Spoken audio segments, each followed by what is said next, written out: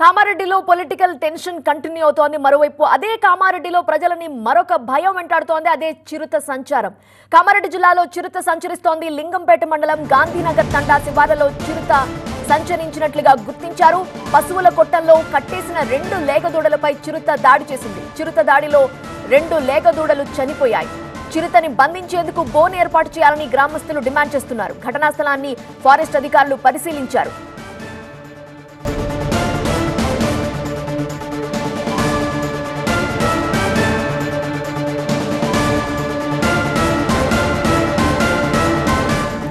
భద్రాద్రి కొత్తగూడెం జిల్లాలో పెద్ద పులి కలకలం రేపుతోంది. కామారెడ్డిలో చిరుత సంచరిస్తున్న దృశ్యాలు మనం గమనిస్తున్నాం. పశువుల కొట్టంలో కట్టేసిన 2 లేగదూడలపై అటాక్ చేసింది. ఆ 2 లేగదూడలు చనిపోయాయి. దీంతో చిరుతను బంధించాలని గ్రామస్తులు కోరుతున్నారు. చిరుత సంచరించిన పాదముద్రల్ని గుర్తించారు.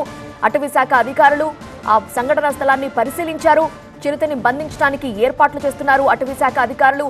మరోవైపు గ్రామస్తులు భయాందోళనలో ఉన్నారు. చిరుత సంచరిస్తుండటంతో బయటకు వెళ్లాలంటే భయపడుతున్నామంటూ అటవీ శాఖ అధికారులకు వాళ్లు చెబుతున్నారు. కామారెడ్డిలో చిరుత సంచరించిన దృశ్యాలు కనిపిస్తున్నాయి మనకి. చిరుత ఆ రోడ్డు దాటుతున్న దృశ్యాలు చూస్తున్నాం.